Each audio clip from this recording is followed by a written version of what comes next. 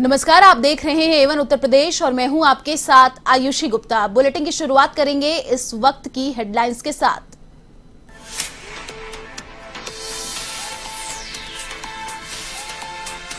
BJP के star प्रचारकों ने झोंकी ताकत। जेपी नड्डा ने फिरोजाबाद में संभाली कमान तो कासगंज में गरजे राजनाथ सिंह। विपक्षी दलों पर जमकर साधा निशाना, पार्टी उम्मीदवारों के लिए मांगे वोट।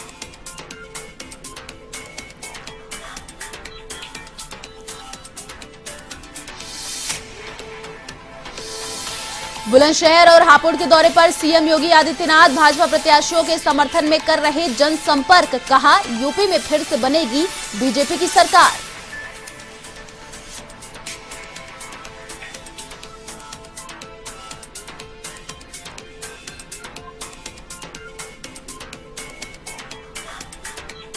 अखिलेश यादव ने योगी सरकार पर साधा निशाना। कहा, बदमाशों के सफाई का दावा करने वाली बीजेपी ने 99 अपराधी छवि वाले नेताओं को दिए टिकट। कानून व्यवस्था को लेकर कसा तंज।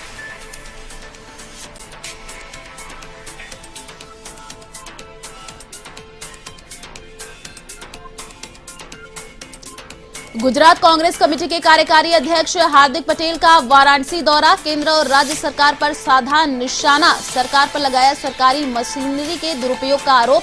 कांग्रेस उम्मीदवारों का करेंगे प्रचार।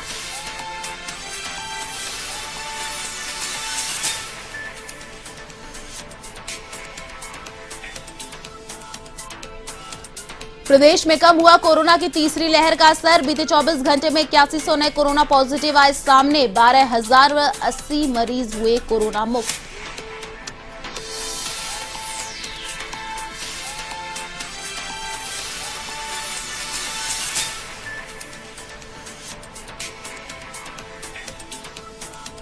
और अब खबरें विस्तार से। भाजपा के राष्ट्रीय अध्यक्ष जेपी नड्डा सड़क मार्ग से फिरोजाबाद जिले के शिकोहाबाद पहुंचे, जहां जेपी नड्डा का भाजपा कार्यकर्ताओं ने जोरदार स्वागत किया।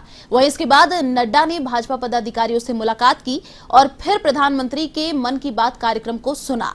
इस मौके पर जेपी नड्डा के साथ केंद्रीय मंत्री अर्जुन मेघवाल भी मौजूद रहे। वहीं बीजेपी के दोनों आला नेताओं के राष्ट्रपिता महात्मा गांधी को बलिदान दिवस पर पुष्पांजलि अर्पित की।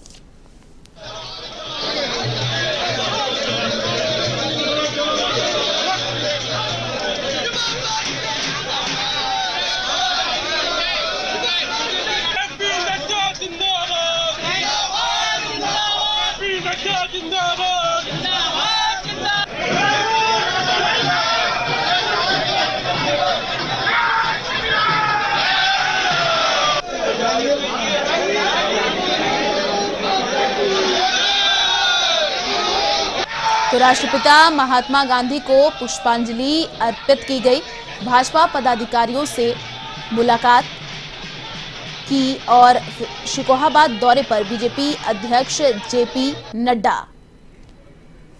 तो राष्ट्रपति महात्मा गांधी को पुष्पांजलि अर्पित की गई। राज्यसभा के सांसद हैं और यहीं के रहने वाले हैं।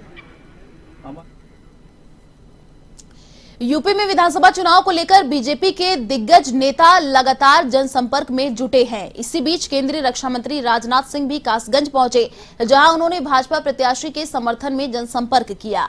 इस मौके पर राजनाथ सिंह ने कहा कि कासगंज में पहली बार इतनी छोटी जनसभा संबोधित कर रहे हैं। भारतीय जनता पार्टी ने जिस तरह से सरकार चलाई वह बेजोड़ है, चाहे किसी भी दल की सरकारें रही, सभी पर भ्रष्टाचार के आरोप लगे हैं। भाजपा सरकार पर कोई भ्रष्टाचार का आरोप नहीं लगा। काफी हद तक भ्रष्टाचार रोकने में सफलता मिली है।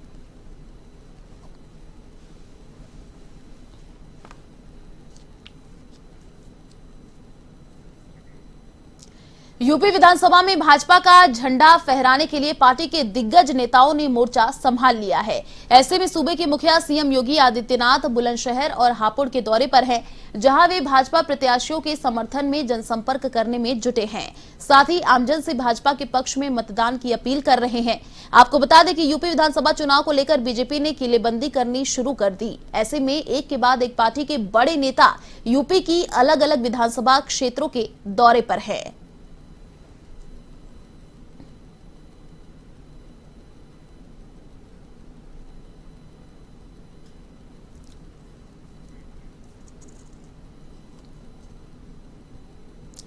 यूपी के संभल में विधानसभा चुनाव से पहले उप मुख्यमंत्री दिनेश शर्मा लगातार डोर टू डोर जनसंपर्क में जुटे हैं।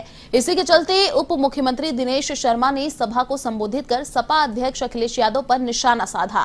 इस दौरान उन्होंने वैक्सीनेशन के मामले पर अखिलेश पर जमकर हमला बोला, तो वहीं असदुद्दीन ओवैसी को भी आड़े हाथ लिया।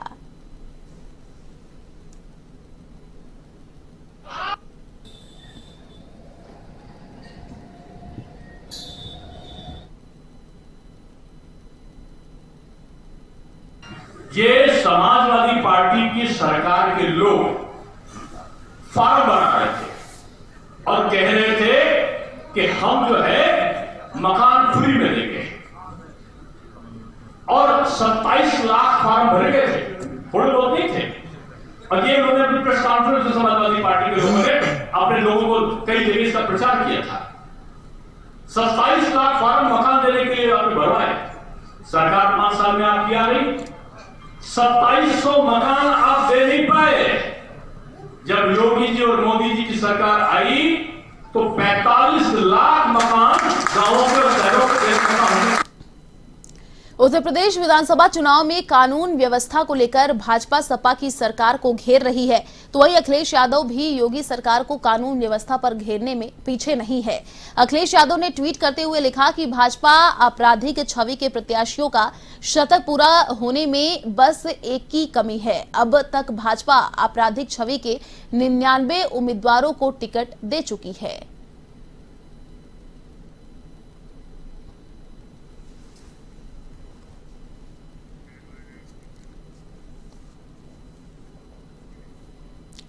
उत्तर प्रदेश विधानसभा चुनाव को लेकर कांग्रेस ने जोर आजमाइश शुरू कर दी। इसी के चलते गुजरात प्रदेश कांग्रेस कमेटी के कार्यकारी अध्यक्ष हार्दिक पटेल भी वाराणसी पहुंचे, जहां उन्होंने पार्टी कार्यकर्ताओं से मुलाकात की। इस दौरान पत्रकारों से बातचीत में उन्होंने पीएम मोदी पर जमकर हमला बोला। हार्दिक पटेल ने कहा कि काशी विश्वनाथ की धरती पर हम आए हैं, वहीं वे जानते हैं कि पीएम मोदी और भारतीय जनता पार्टी सिर्फ धर्म और जाति की राजनीति करते हैं।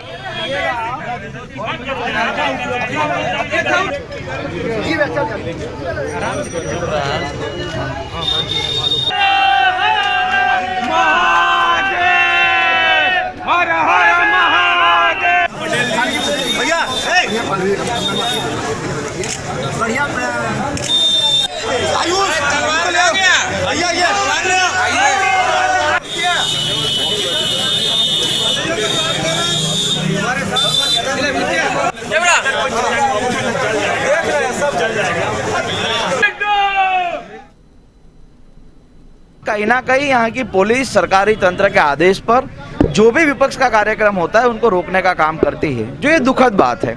और उत्तर प्रदेश में पुलिस राज सरकारी तंत्र कहीं ना कहीं आम जनता पर, विपक्ष पर हावी हो रहा है और लोगों को डराने धमकाने का काम करते हैं। हम सब जानते हैं कि गुजरात मॉडल जिस तरह से काम करता था पुलिस को आगे करते, उसी प्रकार योगी आदित्यनाथ का शासन वही काम कर रहा है।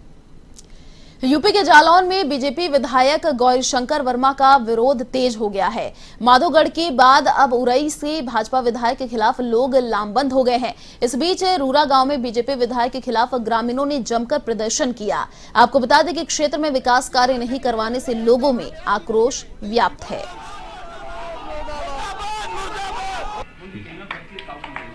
नहीं, हमने आपसे फिर ये नहीं कहा आपकी जनता बोले मैं नहीं जानता हूं।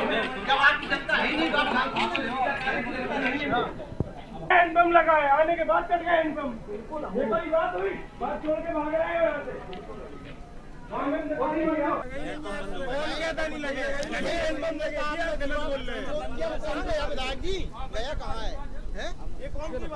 चलिए आपको बुलंदशहर से सीधे लाइव तस्वीरें दिखाते हैं। प्रभावी मतदाता समारोह को सीएम योगी आदित्यनाथ संबोधित कर रहे हैं। क्या कुछ कहना आपको सुनाते हैं। केवल एक पैसा माफियाओं के घर में जमा करते थे और अपराधियों को अपना शागिर्द बना करके उनसे तमंचा बनवाते थे, जिससे व्यापारियों का लूटपाट कर सके, डकैती डाल सके।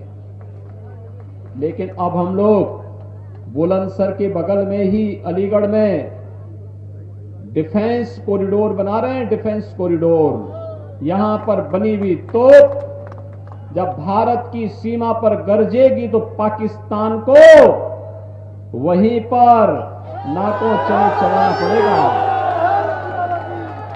जब बुलंदशहर का नौजवान उस तोप पर बैठ करके और पाकिस्तान पर दागेगा तो पूरे भारत के अंदर खुशहाली की लहर होगी कि तोप भी बनी है उत्तर प्रदेश में, नौजवान भी है उत्तर प्रदेश में और दाग रहा है इसको अपने दुश्मन देश पर। यह कार्य यहां पर बनी हुई तोप में होगा। ये डिफेंस कॉरिडोर हम बना रहे हैं। यही फर्क है भाइयों बहनों, यही फर्क है। पहले अपने लिए लोग डकैती डलवाते थे, व्यापारियों के साथ लूटपाट करते थे, रात चलते हुए राहजनों से राहगिरी करते थे। अब राहगिरी नहीं होती, डकैती नहीं होती, दंगा नहीं होता। अब ये दंगाई और अपराधी अपने गले में तख्ती लटका करके जान की भीख मांगते हुए फिरते हैं।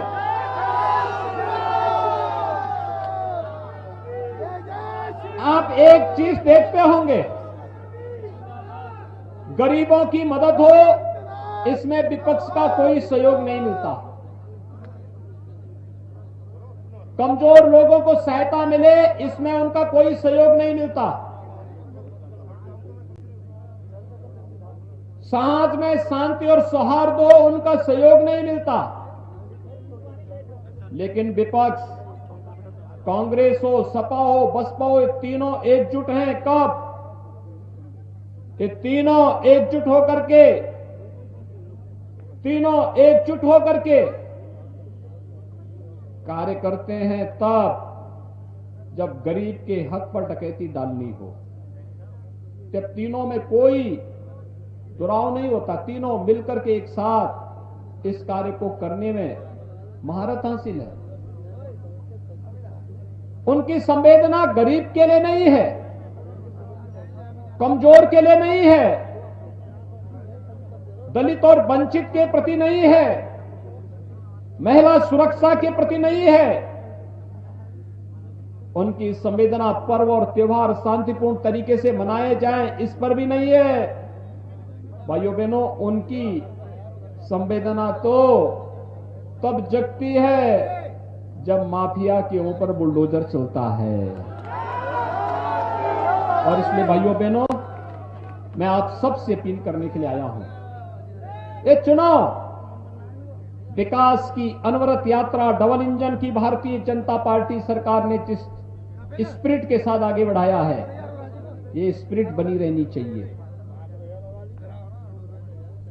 ये चरैवेती का यह विकास का यह अभियान आगे बढ़ते ही रहना चाहिए।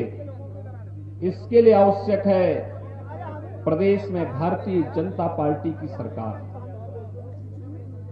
भारतीय जनता पार्टी इसलिए आवश्यक है जिससे थानों का संचालन कोई पेशेवर हिस्ट्रीशीटर न कर सके, पर्व और त्योहार पर कोई दंगा फसाद न कर सके, बेटियों की सुरक्षा पर कोई सेंध न लगा सके, कावड़ यात्रा अनवरत चल सके। तो अभी आप सुन रहे थे सीएम योगी आदित्यनाथ को, जो कि प्रभावी मतदाता कार्यक्रम को संबोधित कर रहे थे। चलिए बढ़ते अगली खबर की ओर। यूपी के कानपुर देहात में तीसरे चरण के विधानसभा चुनाव के लिए बीजेपी, सपा, बसपा सहित 8 प्रत्याशियों ने कड़ी सुरक्षा के बीच अपना नामांकन दाखिल किया। वहीं नामांकन कराने वाले सभी पार्टियों के प्रत्याशियों ने अपनी अपनी जीत का दावा किया।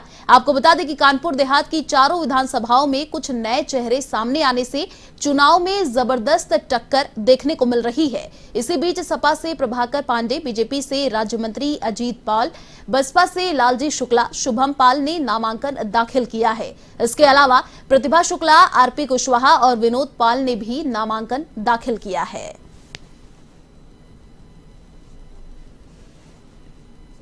ये मंत्री महोदय को चुनाव लड़ाने में पूरी सरकार लग गई थी और तब वो बहुत थोड़े वोटों से जीते थे। इस बार आम चुनाव है, इनके बहुत सारे जो नेता थे वो अपना अपना चुनाव लड़ रहे होंगे और प्रभाकर पांडे और हमारी समाजवादी पार्टी अखिलेश जी की पूरे प्रदेश में बयार चल रही है। निश्चित रूप से हम ये चुनाव जीतेंगे।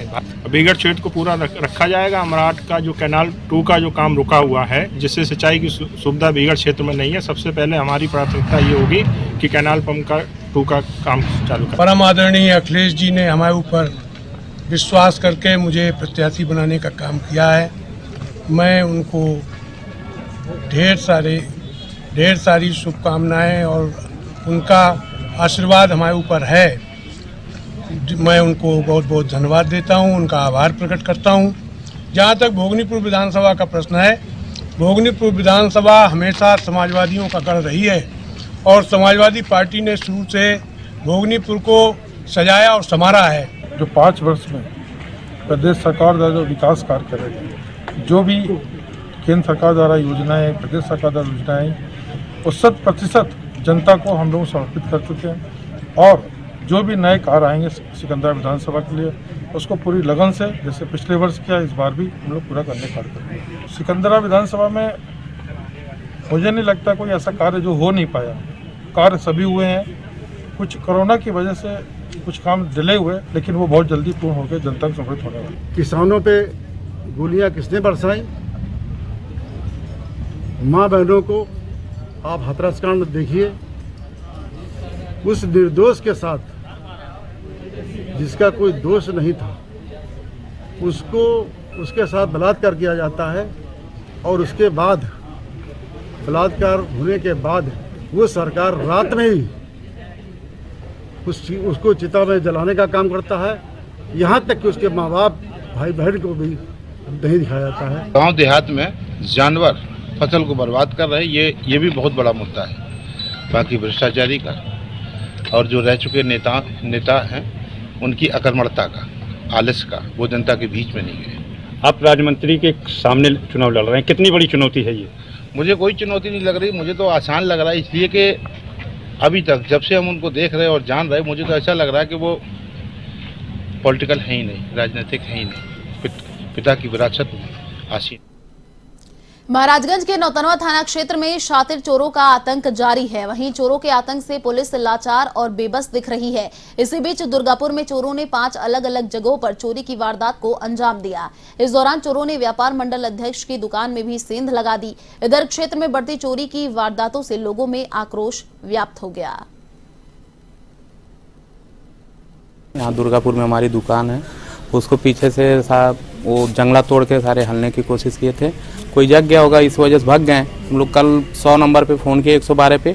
वो आते आते शाम को आई है और कह रहे हैं दुकान में सोइए, हमारी ज्वेलरी की दुकान है, दुकान में सोए अकेले, कोई आके मारते सारा लेके चलता बने।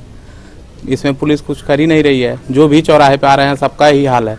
हम लोग दुर्गापुर में दुकान खोले हैं और हम लोग सुबह गए दुकान खोले तो देखे हमारे फाटक टूटा हुआ था, तो मैं पास वाले भाई को बुलाए और गए। हम लोग देखे कि फाटक टूटा है, उसके 100 नंबर को फ़ोन किए। हम लोग आए 100 नंबर, हम लोग का कार्रवाई नहीं हुआ।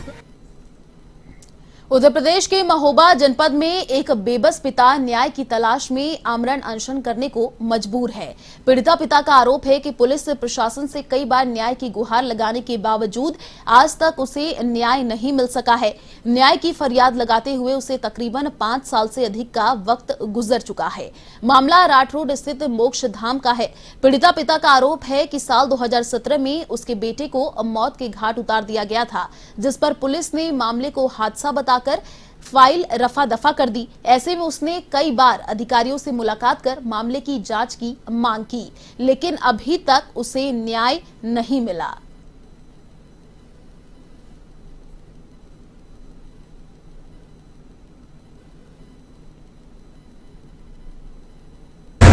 महोदय, जब से योगी सरकार का उत्तर प्रदेश में शासन आया है, उसमें 30/9/2017 में डबल मर्डर हुए थे, जिसमें पुलिस प्रशासन के भ्रष्टाचार के उसमें और पुलिस प्रशासन की नाकामी से डबल मर्डर पे आज तक न्याय नहीं मिला। 3 बार एफआईआर लगाई गई और इसके बाद में CBCID जांच शासन ने आज तक नहीं कराई। 1.5 साल पूर्व होने जा रहा है।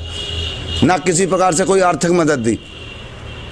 तो जब हमको भूखों मरना है और न्याय नहीं मिलना है, तो इसलिए हमने शमशान घाट को चुना है 26 जनवरी गणतंत्र दिवस के दिन।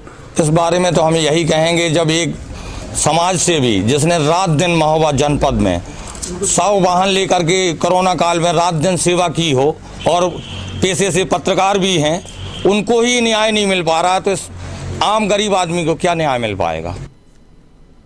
उत्तर प्रदेश में कोरोना की तीसरी लहर के बीच राहत भरी खबर है। आपको बता दें कि प्रदेश कोरोना के नए मामलों में लगातार कमी दर्ज की जा रही है। बीते 24 घंटे में 8100 नए कोरोना पॉजिटिव पाए गए। इस अवधि में 12080 लोग कोरोना मुक्त भी हुए हैं। वहीं यूपी में अब तक 25 करोड़ 85 लाख से अधिक कोविड टीके का सुरक्षा कवच नागरिकों को प्रदान किया जा चुका है। 18 वर्ष से अधिक उम्र में 99.49% से अधिक लोगों ने टीके की पहली डोज प्राप्त कर ली है, जबकि 68% से अधिक लोग कोविड टीके की दोनों डोज ले चुके हैं।